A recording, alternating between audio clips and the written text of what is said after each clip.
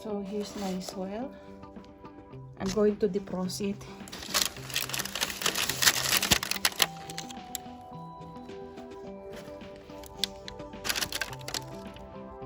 See, it's snow, so it's still very cold here.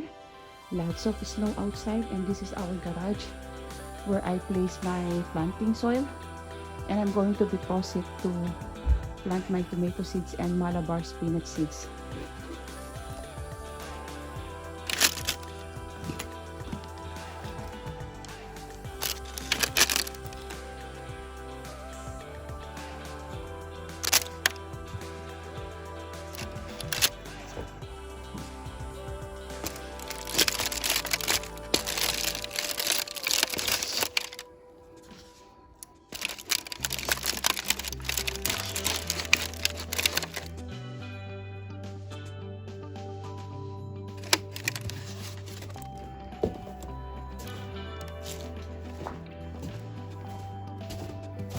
Oops. Oh, look at that, it's dripping.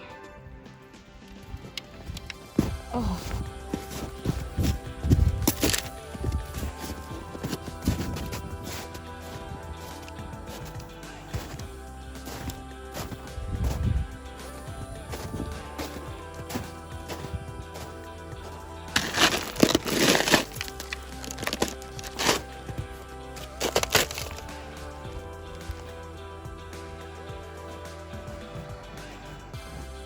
Okay.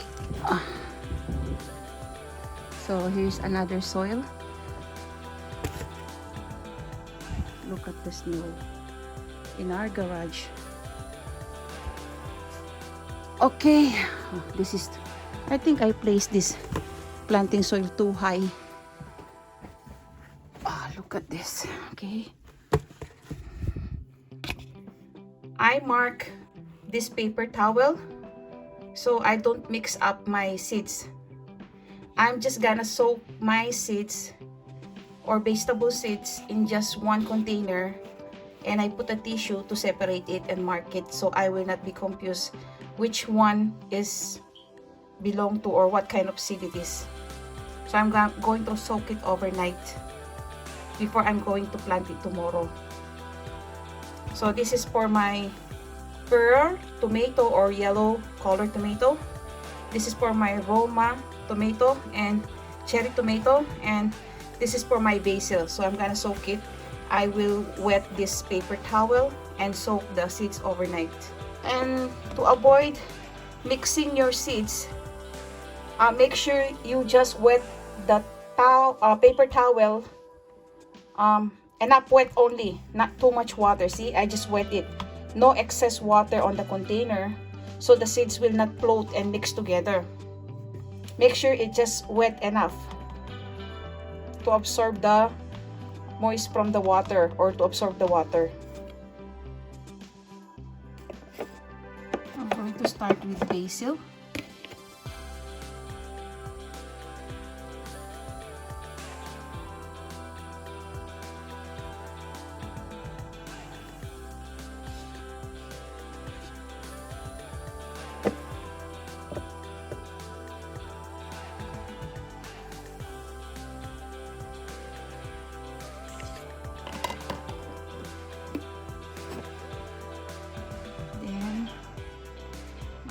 Tomato.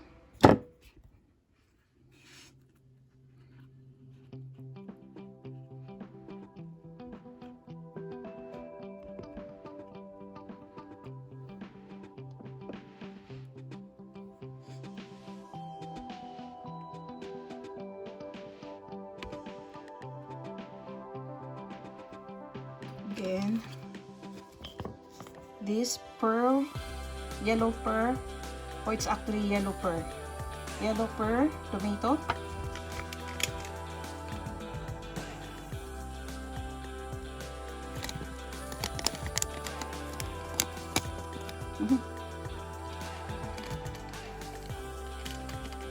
There.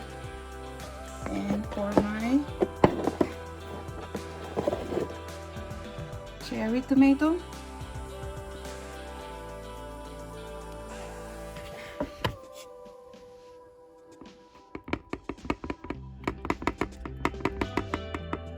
make sure your seeds absorb enough moisture overnight. Here it is. I'm gonna leave this soak overnight.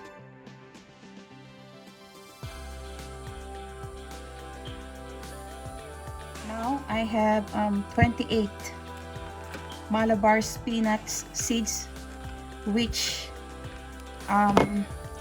I saved these seeds from my own plant. I didn't buy it or purchase it. And let's see how many of these 28 malabar spinach seeds will germinate. And let's see how long it will take to germinate. But for now, I have to soak it in water for 24 hours. Exactly 24 hours before I will plant it.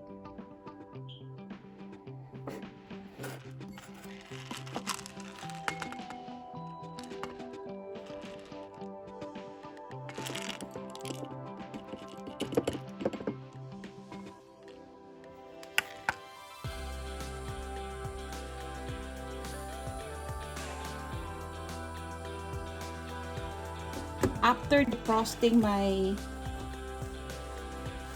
planting soil, I pour a lot of water to wet the soil or to give moisture to the soil. I put a lot of water, then I waited after a few hours so the soil have enough time to absorb the water. So when I planted my seeds, my soil is very wet. So here's the seeds that I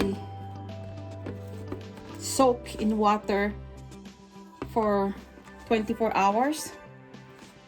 I'm going to plant it. So this is my seeds soaked in water for 24 hours. So I put not too deep hole on my planting soil here.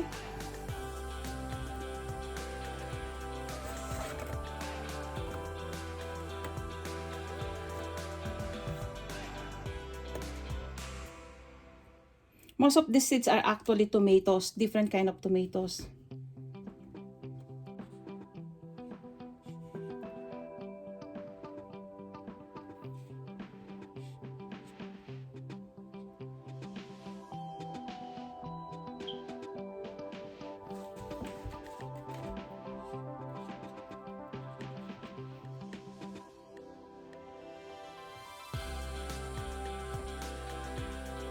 Now I'm going to plant my malabar spinach.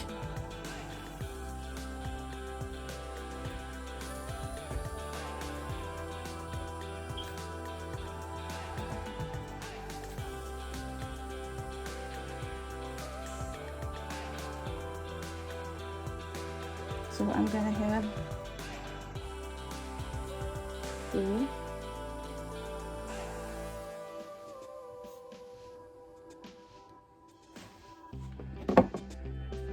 And here is my basil. Basil is just like I don't need to dig a hole. It's just like I have to loosen the soil using my finger. Then just mix up the seeds of the basil.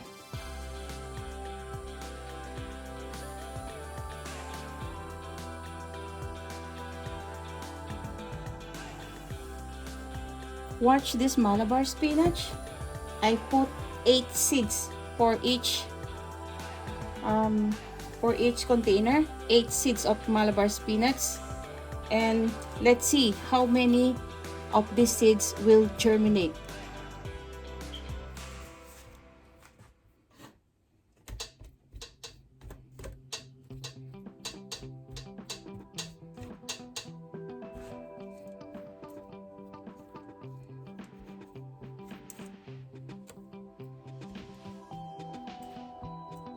As for the basil, I am just mixing the soil with my fingers. I didn't really dig a hole since basil needs to be planted not too deep, it just shallow.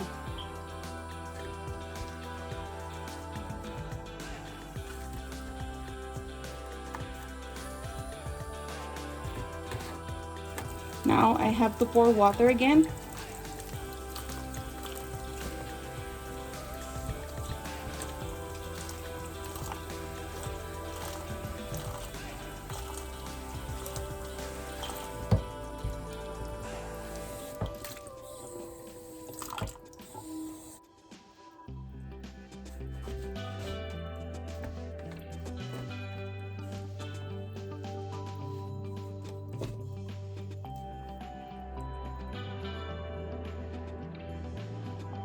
Now it is ready to place my newly planted seeds near the window where there is enough sunlight.